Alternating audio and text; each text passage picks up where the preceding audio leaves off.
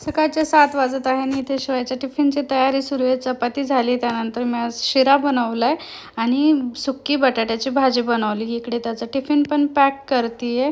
थोडंफार राहिले tiffin pack करायचं, तेवढं सगळं पॅक करून घेते। शुभू टाटा, हो जावा जावा फास्ट।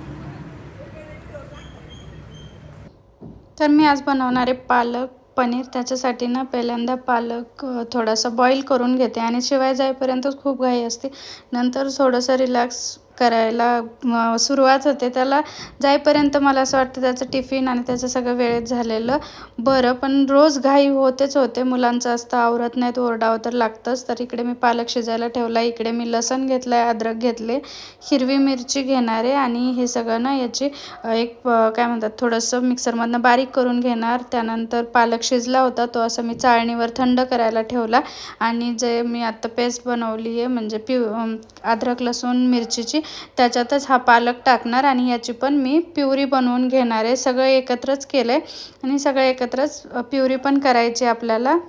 करून कशा आहात, मजेत ना? मी आशा करते तुम्ही सगळे मस्त मजेत असतील। आणि ना मला काल परवा एक कमेंट आली, शिवायचा अभ्यास दाखव, शिवायचा टिफिन रेसिपीज दाखव, पण ना काय होतं अभ्यास हे तर मी दाखवते आणि मध्ये मध्ये व्हिडिओ पण शूट करत नव्हते, त्याचं कारण आज मी तुम्हाला थोड्या वेळानं सांगतेच। तर टिफिन रेसिपी शेअर करायचं म्हणलं ना, सकाळी एवढी घाई होते कारण शिवाय फटाफट आवरत नाही, मला त्याला ओरडावं लागतं, तिकडे स्वयंपाक, त्याला 2 टिफिन द्यावे लागते, त्या सगळ्या तयारीत ना फटाफट करायचं असतं, त्याच्यामुळे सकाळी सकाळी तर इतकं शूट होत नाही। एक मिनिट। आणि त्याच्यामुळे मी काय करेल, ज्या दिवशी शक्य त्या दिवशी रेसिपी टाकेल, नसेल तर काय दिलंय हे तरी दाखवेल, जसं की मी आज दाखवलं। आज खूप दिवसानंतर शिरा बनवला त्याच्या टिफिनसाठी, त्याला खूप आवडतो। आणि त्यानंतर बटाट्याची भाजी आणि चपाती असं त्याला आजचा टिफिन होता। आणि चला आता मला जायचंय किचनमध्येच कामाला सुरुवात करायची आहे। तर ना मी आज बनवणार आहे पालक पनीर, तर थोडीफार प्रिपरेशन करून ठेवली आहे। तर चला आता पुढची प्रिपरेशन बघूया। आणि ना माझ्याकडे दूध पण खूप जास्त शिल्लक आहे, शिवाय पण आता ना दूध त्यानं थोडंसं कमी केलंय पिण्याचं आणि संजय तर संध्याकाळी चहाला नसतातच, त्याच्यामुळे माझं परवापासूनच 1 लिटर दूध असंच पुढे पुढे चाललंय। त्यात प्रियंका त्याने 1 लिटर दूध आणलं आणि तरी पण ते दूध काही संपलं नाही, एवढे सगळेजण येऊन पण, त्याच्यामुळे ते दूध तसंच पुढे पुढे। तर म्हटलं आज बासुंदी बनवावी, संजयला शिवायला प्रचंड बासुंदी आवडते, तर ते पण बनवायला ठेवले, दूध आटायला ठेवले, हळूहळू स्वयंपाक होता होता ते पण होईल। तर चला पहिले किचनमधले काम आवरून घेते, त्यानंतर तुमच्याशी गप्पा मारते। खूप वेळा रेसिपी दाखवली पण तरी पण नाही रेसिपी दाखवली की कमेंट येते रेसिपी दाखव, म्हणून म्हटलं चला बनवतेच आहे तर थोडंसं दाखवूया। इथे मी बटर घेतले आणि त्यातच तेल घेतले, ते सगळं स्प्रेड केलं कढईला, खाली चिटकू नये म्हणून, कारण ही ट्रिप्लाय कढई आहे, स्टीलची आहे, खाली अजिबात लागत नाही।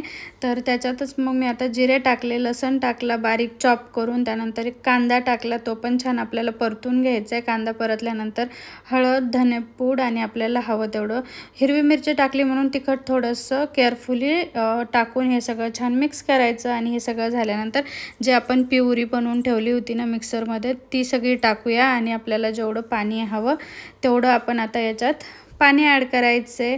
आणि पालक प्युरी पालकची जी हे काय म्हणतात भाजी ना, ती सगळ्यात सोपी असेल मला असं वाटतं।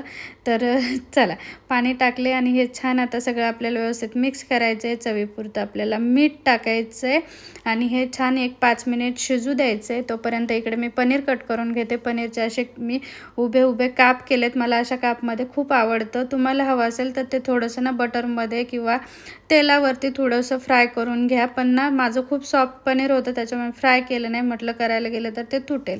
तर 5 मिनिटानंतर मग मी ह्या भाजीमध्ये पनीर पण ॲड केलं, त्यानंतर आणखी 5 मिनिट ते छान शिजू देते।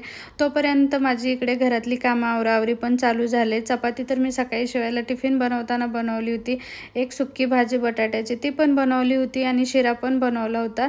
शिरा सकाळी जास्त एवढा कोणी खाल्ला नाही, त्याच्यामुळे आता दुपारी तो संपवावा लागेल। तर तोपर्यंत 5 मिनिट झालेत आणि आता ना भाजी छान झाली, तर वरनं मी 1 चमचा फ्रेश क्रीम ॲड केली आहे, ती पण आता आपल्याला सगळीकडे छान मिक्स करायची आणि परत 1-2-3 मिनिटासाठी आपण भाजी शिजू देणार आहे मीडियम गॅसवर। आणि 2-3 मिनिटानंतर आपण भाजीचा गॅस बंद करू शकतो। बघा कलर पण खूप सुंदर आलाय। आणि इकडे मी बनवते बासुंदी, तर त्याच्यासाठी दूध ठेवले तापायला। ती उकळत ठेवली होती. दूध छान असं अर्धं आटलं आहे. त्यात मी मस्त इलायची टाकली, आता केशर, साखर आणि असं सगळं मिक्स केलं. आणि बासुंदी करणं खूप इझी काम आहे, पण वेळ खूप जातो. त्याच्यामुळे स्वयंपाक करता करता मी हे इकडे उकळत ठेवलं. त्याच्यामुळे आता माझी बासुंदी पण डन झाली आहे.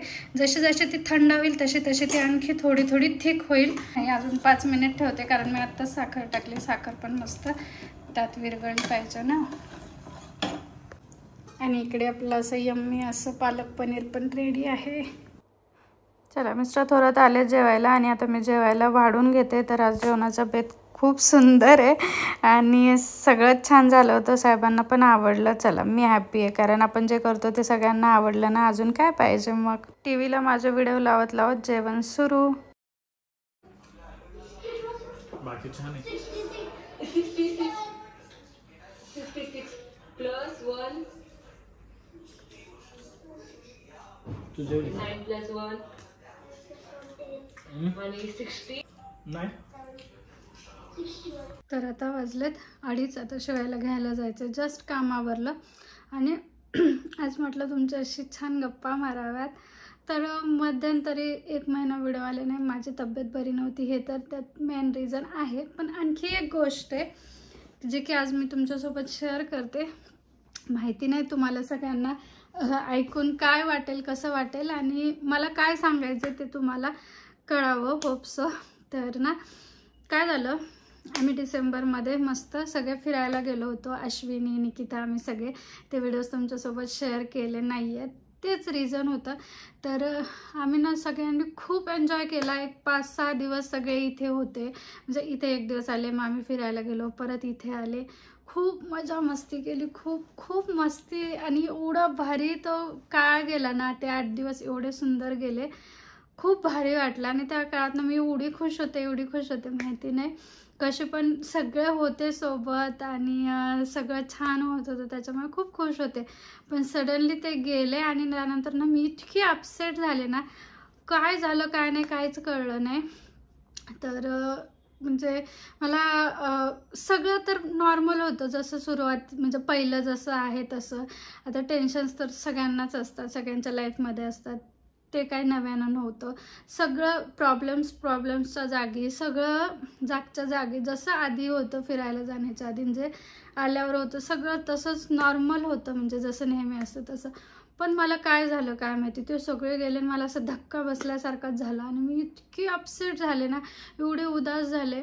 म्हणजे आजारपण तर होतंच होतं, कदाचित ते गेले आणि ते आजारपण ह्याने मला असं मी स्वतःला एकटं फील करायला लागले. माझ्यासाठी कोणीच नाही आहे, माझं कसं होणार, ह्या सगळ्या गोष्टी.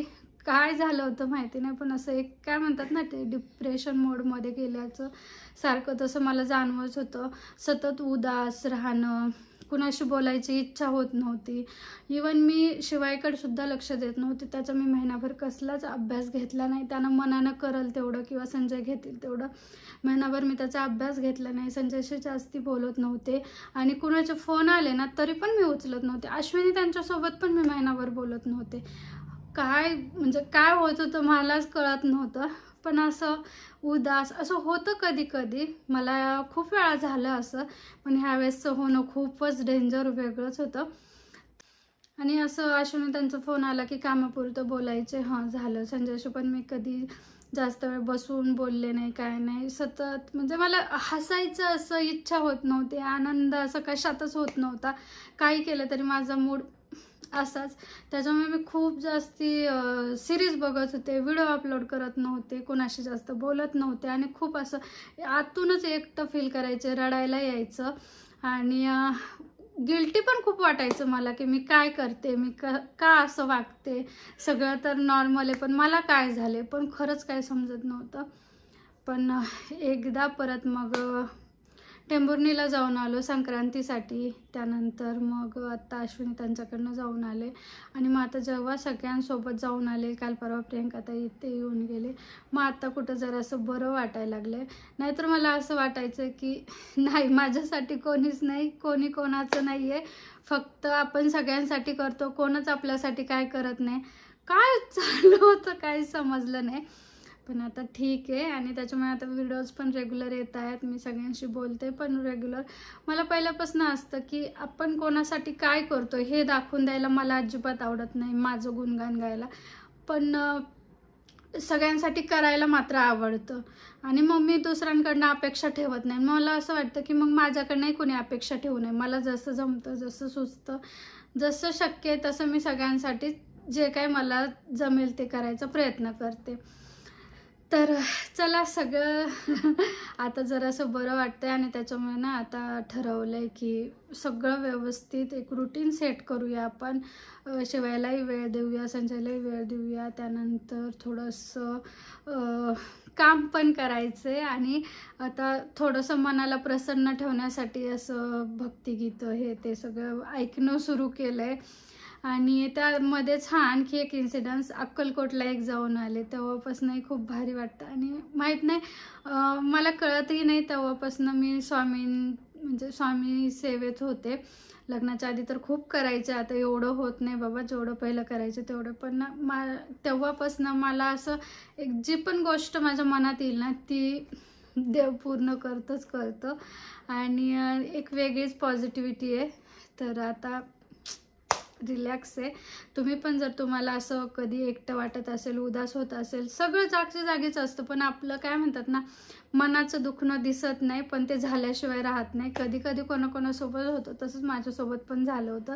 आणि हे होणं फार डेंजर आहे. एक वेळ वरच्या जखमावरचं दुखणं बरं करू शकतो, पण जे मनाची जखम आहे किंवा मनाला जो असा धक्का लागतो ना, त्यातून बाहेर पडणं खूप डेंजर आहे. आणि आपल्यासोबत सगळे असतात पण तरी पण आपलं मन जागेवर नसतं, चित्त थाऱ्यावर नसतं, काय होतं समजत नाही. तर अशा वेळी ना तुम्हाला म्हणजे वाटत नाही कोणाशी बोलावं, पण बोललं पाहिजे. मी त्या फेजमधनं गेले म्हणून सांगते. आपल्या जवळच्या व्यक्तींच्या सहवासात राहा. फॅमिलीपासून दूर असाल तर फॅमिलीत गेलं पाहिजे. आणि तिथून आल्यानंतर ना मग आपल्याला समजतं की नाही, आपण चुकत होतं, सगळे आपल्यासाठीच आहेत, आपण सगळ्यांसाठी आहेत. आणि घरातले लोक काय वाईट नसतात. नंतर मला ते रिअलाइज झालं, पण आधी काय झालं तर समजलंच नाही. आता मी जागेवर आले, अक्कलकोटला जाऊन आले स्वामींकडनं, पण तिथनं आले, टेंभुर्णीला जाऊन आले, शिरूरला जाऊन आले. आणि आता एक वेगळीच पॉझिटिव्हिटी आहे. आता खूप छान वाटते, सगळं पहिल्यासारखं झालंय असं वाटतंय. तर थँक्यू सो मच देवा. तुम्हालाही असं कधी काही जाणवत असेल तर नक्की फॅमिलीला वेळ द्या. वाटत नसेल बोलावं तरी पण बोला सगळ्यांसोबत, सगळं व्यवस्थित व्हायला हेल्प होते. तर चला, आता शिवायला घेऊन येते, त्यानंतर तुम्हाला बोलते मी तुमच्याशी काय बोलले काय नाही. होप्स तुम्हाला समजलं असेल. मला जो संदेश तुमच्यापर्यंत पोहोचवायचा होता, मला जे तुम्हाला समजून सांगायचं होतं, कदाचित ते सगळं तुम्हाला समजलं असेल. तर चलो. हॅलो गाईज, तर आता मी चाललोय कुठं माहिती का, घरी आलोय, मी घरी चालले. आणि सगळ्यात भारी गेम आहे, सगळ्यात भारी. मम्मा इथं बाहेर उतरली आहे. मम्माचा चेहरा इतका चांगला आहे ना, किती चांगला आहे. मी तुम्हाला तो हम अब आगे हैं घर में. हा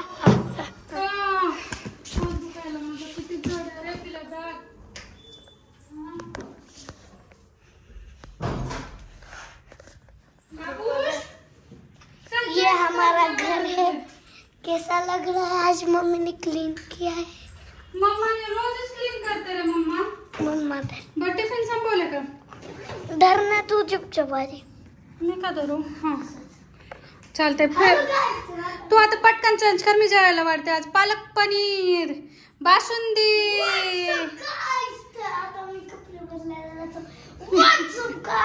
बर, कसला पिक्चर? होय. आज 7 झाले, शिवाय 3ला येतो, जेवण ते करतो, त्यानंतर थोडा वेळ त्याला झोपवलं, फॅन बंद करायचं राहील. आणि हळूहळू गरमी सुरू झाली आहे, आता जाणवायला लागले. थोडा वेळ गरमी आहे, थोडा वेळ थंडी आहे, असं वातावरण सध्या सुरू आहे.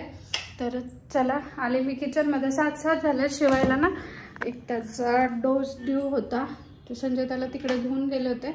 आता शिवाय थोड्या वेळात येईलच. तर संजयने सांगितले बर्फ बनवून ठेव, कारण तो पायाला शेकायला सांगितले. त्यांना थोडीशी कणकणी येईल, त्याला थोडीशी ताप आल्यासारखी होईल, पाय जड होईल, थोडासा पाय त्याचा शेकावा लागेल. आणि आता जर डोस घेतला ताप येणारे असं डॉक्टरने सांगितलंच होतं. त्याला मी शुक्रवारी दवाखान्यात घेऊन गेले होते प्रियंकाताई ते याच्या आदल्या दिवशी. तर डॉक्टरांनी त्यांनी तेव्हा सांगितलं होतं त्याला डोस घ्या म्हणून. तर याच्या मागची स्टोरी अशी आहे, त्याला शिरूरला गेल्यानंतर पायाला ना आपला जो घोटा असतो ना त्याच्या मागे लागले, त्याची जखम झाली आणि ते एवढंसं लागलं पण त्याची एवढी मोठी जखम झाली, त्यात पस झाला होता आणि त्याला खूप त्रास होत होता. आणि मी काही लवकर बघितलंच नाही, मला कळलंच नाही. ज्यावेळेस बघितलं त्यावेळेस ते खूप प्रचंड वाढलं होतं. मग त्याला शुक्रवारी हॉस्पिटलमध्ये नेलं. तर डॉक्टरांना मी बोलले की आता ते म्हणतात ना लोखंड लागल्यानंतर ते TTचं इंजेक्शन काय ते त्याचं लॉंग फॉर्म ते काय मला माहिती नाही, पण ते ऐकले ते सांगते. तर ते द्यायचं का, तर डॉक्टर बोलले की त्याचा जो डोस असतो ना 4 ते 6 वर्षाच्या मधला तो दिलाय का. तर मी म्हटलं नाही दिला. आणि ना आमचं असं झालं की तो जसा म्हणजे जनरली 5 वर्षाचं झाल्यावर देतात, पण काय झालं त्यानंतर 5 वर्षाचं झालं आणि आमचं इकडं शिफ्टिंग ते सुरू झालं. आणि मग बार्शीत आम्ही ज्यांच्याकडे डोस द्यायचो ना मोरे डॉक्टरांकडे, मग आम्ही ठरवलं की त्याला तिथे जाऊन डोस देऊया एखाद दिवशी, दुसरीकडे नको. म्हणून देऊ करत आत्तापर्यंत गेला आणि तो डोस राहून गेला. तो आता 6.5 वर्षाचा झाला आहे, 6 वर्षापर्यंतच द्यायचा होता. तर डॉक्टर म्हणले काय हरकत नाही, आत्ता पण देऊ शकता, पण तुम्ही लवकर देऊन घ्या, 1-2 दिवसात ती जखम बरी व्हायला मदत होईल जर तुम्ही लवकर डोस दिला तर. मग शनिवारी सकाळी हे सगळे येणार, तर संजय त्याला घेऊन गेला हॉस्पिटलमध्ये, पण डॉक्टरांकडे डोसच अवेलेबल नव्हता. ते बोलले मला ऑर्डर करावं लागेल. मग त्यांनी आणला संध्याकाळी, पण हे सगळे येणार म्हटल्यावर मग आम्ही बोललो की आता नको डोस द्यायला, कारण मग हे पोरं आल्यानंतर त्याला मस्ती करायची, खेळायची, आणि त्यात जर हा आजारी पडला तर मग परत तो अपसेट होईल. म्हणून मग परत आम्ही लांबवला. तर आज सोमवार, मग आज डोस दिलाय. शिवाय 2-3 मिनिटात वरती येईल. चला आता संध्याकाळच्या स्वयंपाकाची तयारी करते. आणि मी अजून चहा घेतला नाही, म्हटलं शिवाय उठल्यावर घेता येईल. शिवाय लवकर उठला नाही, संजय झाले त्याला घेऊन गेले. शिवाय आल्यानंतर बघू, नाही तर डायरेक्ट आता जेवण करू. तसे उन्हाळा सुरू झाला आहे आणि मला चहा प्यायची इच्छाच नाही आहे, पण ना चहा प्यायलं तर असं काय म्हणतात ना एनर्जी आल्यासारखी होती. तर बघूया, मी बसले होते व्हिडिओ एडिट करून स्वयंपाक पण करायचा. घेतला तर घेते चहा, बघू आता काय काय होते. आणि डॉक्टर काय केलं डॉक्टरांनी? बच्चा कुठे चालला? डॅडी खाली गेले गेले गेले गेले हां, काय म्हणे डॉक्टर? तो कसं काय बोलला नाही? काय झालं? कुठं दिला दाखवतोय काय? बोल बघते बच्चा, 1 मिनिट.